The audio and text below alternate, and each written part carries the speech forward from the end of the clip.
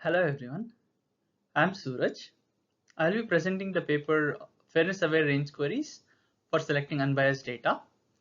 My co-authors are Ian and Abol from University of Illinois, Chicago, and Gautam Das from University of Texas at Arlington. In today's talk, we'll have four main parts: problem motivation, problem definition, overview of our algorithms, and the experimental results. Data plays an important role in today's algorithms, and algorithms have been used to make decisions in various fields. Let's take an example from something that we use usually, which is a Google search. When some person searched in the Google image search for the term gorilla, what they found was actually very shocking. Google returned back images of black people instead of gorillas, and Google misidentified them as a gorilla. So does it mean that the Google's algorithm is flawed and it has inherent bias? It turned out that the algorithm that Google decided was not exactly biased, but the data on which Google trained had very few images of gorillas and very few images of black people, which ended up with this inherent bias in the output. So when someone searched for gorilla, they ended up with black people, and that's very surprising and shocking. Algorithms drive a large part of today's world. They have been used in many applications. So when we pose in front of a selfie stick or a selfie camera, the algorithm decides when to click a photo for best effect. It has been used in college admissions. It has also been used in our courtrooms to decide for whom to give out bail to. The stakes can be very high based on which application we are referring to. In the world of data, I quote, an algorithm is only as good as the data it is fed. In this work, we would like to extend range queries to be fairness aware. When we're looking at data, it is important to understand from which perspective the fairness is defined with, because fairness can have many different forms. We use the demographic parity criteria, which we'll soon define in this slide. In our work, we use binary demographic groups, and we refer to the two groups as blues and reds. First, we start with the notations in the paper. The number of blues and the number of reds in our database or in our given universe is referred to as NR and NB. For a given range query, the number of reds and number of blues are referred to as CR and CB. Ideally, the number of reds to the number of blues should be seen for any given query. That is, if we have 100 reds and 50 blues in the real world, then one would like to see a similar representation for any given range query. But often such ratios are not maintained in range queries. Instead, one would like to see a similar representation or a similar participation, because of which a demographic parity notation or the demographic parity fairness criteria uses a weighted difference between the reds and the blues being less than a given threshold, which is epsilon. For an input query, we would like to modify the query such that it's fair and it's very close to the input query. To define similar, we focus on the set of tuples that are present in the input query and the modified query. Jaccard similarity, which is based on the tuples present in the input and output query, would serve the purpose the most. So we use Jaccard similarity for this purpose. And in this notation, we can see the out term here, and this refers to the output of the query 1 on the database D. In this work, we are proposing an extension to range queries in order to add fairness. So the input for our query is range predicates and a set of fairness criteria with a minimum amount of similarity that we expect. And the output of this query is going to be another query such that it satisfies these similarity criteria as well as the fairness condition. The first problem that we look at is the unweighted single predicate range query. That is range queries with a single predicate and unit weight. In this case, we can observe that because it's a single predicate, there are two endpoints and one could modify both the endpoints, that is either expand or shrink the endpoints, or hold one endpoint still and expand or shrink the other. So these are the two sort of cases. So let's look at holding the one endpoint still and modifying one of the endpoints. And if we were to include one more point, then because the next point would only add or decrease the disparity by 1, the change in the disparity would be 1. Right? And in this case, we can extend this observation to our output query. So what happens in our output query is that its disparity should be equal to delta exactly, because if it were equal to delta minus 1, then we know that we have shrunk too much or expanded too much, and there is a more similar range than the one that we have outputted. Thus one can explore only those ranges which have a disparity of exactly delta. For single predicate queries, we maintain two important data structures, which we'll soon be seeing with the running example. So for the first one, we maintain something known as a cumulative sum, and this helps us get the disparity of any given range in log n time. And considering we are only exploring the ranges which have a disparity of delta and we would like to modify ranges, we also maintain a data structure known as jump pointers, which helps us modify the endpoints quickly. We'll be looking at the running example in the next slides based on the table on the right. We'll be creating a data structure known as jump pointers in the pre-processing phase, and this data structure will be used for quick processing of queries at runtime. When we look at the jump pointers, it is based on a cumulative sum, and using the cumulative sum we'll construct jump pointers, and we'll soon see that it takes a total of n log n time. The first data structure that we create during the pre-processing phase is the cumulative sum. Given an attribute a0, we first sort the tuples based on this attribute a0. We then create a cumulative sum at each location. For the cumulative sum, we count the blues as +1 and reds as -1. So in this example that we see on the screen, T1 is allocated -1, T5 having encountered two consecutive reds from the start until the location of T5 is counted as -2, and T9 is the cumulative sum of two reds and one blue and is counted as -1, and so forth. When we get a range predicate, we would first binary search based on the sorted index of a0 and obtain the two endpoints. And once we obtain the endpoints, we take a difference between the cumulative sum at the two locations to obtain the disparity. The next data structure that we create is a jump pointer. Let us first define a jump pointer. And we would like to define this using an example here. Let's consider this element T4.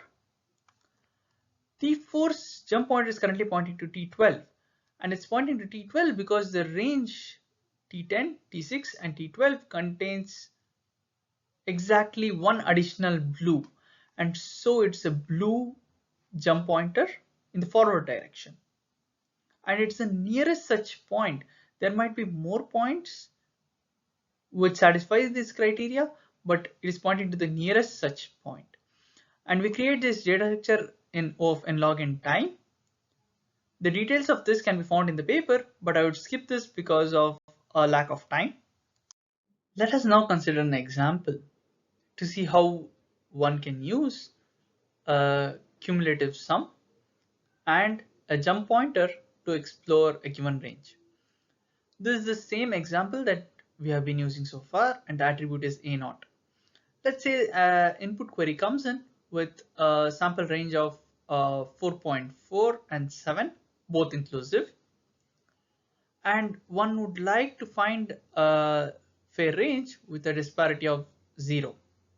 That is, one would like to find a range which has exactly the same number of blues as that of reds. And we have already seen the jump pointers for this in the previous slide. In here, we would like to first explore those ranges which have a disparity of 0. So let's only look at holding the left endpoint still and expanding on the right. And because the input range has 2 additional blues here than reds, we would first expand to the right with 2 red jump pointers to match the disparity difference. In the previous slide, we saw expansion of the given query using 2 expansions on the right. Now we are looking at other combinations of those, that is expansion of the right by 1 and shrinkage or expansion of the range by 1 on the left. And the next case that we are seeing in the second row is that the right endpoint is held still, and we use 2 jump pointers on the left to see a disparity of 0. And in the third row, we are looking at a shrinkage of the right endpoint, while the left endpoint has either been shrunk or expanded. And the last case that we see is the shrinkage of the right endpoint while holding the left endpoint still. The different cases that we have seen so far clearly shows that the query processing time depends upon 2 important things. One is the lookup of the 2 endpoints, which takes log n time, and an additional disparity amount of time to explore the windows with a disparity of 0. And we also have seen the pre-processing that has gone into creating the cumulative sum and jump pointer data structures, which take a total of O of n log n time. So far we have seen the unweighted fair range query. Now we look at the weighted single predicate fair range query. It's an extension to the unweighted case.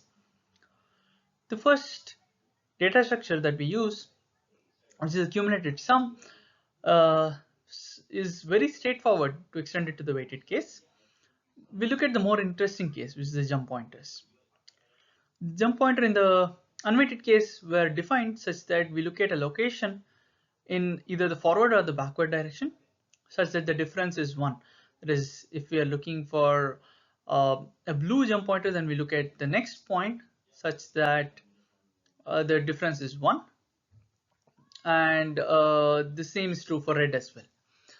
But in case of the weighted case, we don't have a fixed weight in which we are looking to jump ahead to, but instead we would like to find a location such that it is greater if you're looking for blue and smaller if you're looking for red, location in the forward direction such that the range contains slightly more blues than reds or slightly more reds than blues. So we get the pointer pointing to that location, and that's same for the backward direction as well. And in this case, we are no more looking for delta disparity exactly, but instead you're looking for that range such that the disparity is slightly less than delta. That is, it's not exactly delta, but very much near delta. And in among all those ranges that we explore using the windowing approach that we have seen, we would find that location which has the highest similarity. One important thing that we would like to note here is that the pre-processing time does not change at all, and the query processing time also remains similar, uh, but we but our extension works. And the details of this are in the paper. Because of the lack of time, we are skipping over some of the details. We have so far seen only single predicate queries. Now we look at multi-predicate range queries. And because of a lack of time, we are not going to go with complete algorithm, but it's a high level idea that I present in here. First thing that we would like to note is that jump pointers don't extend to the multi-predicate case, and instead we define the notion of neighbors. Two ranges will be considered neighbors if they differ by exactly one tuple. And in our approach, we're looking for a local search, where we consider an input query and we search around it and explore only its neighbors and so forth. The first approach that we explore based on the neighboring notion that we have defined is the breadth first search approach. We start exploring ranges around the input range and go in a breadth first manner till we find the most similar fair range.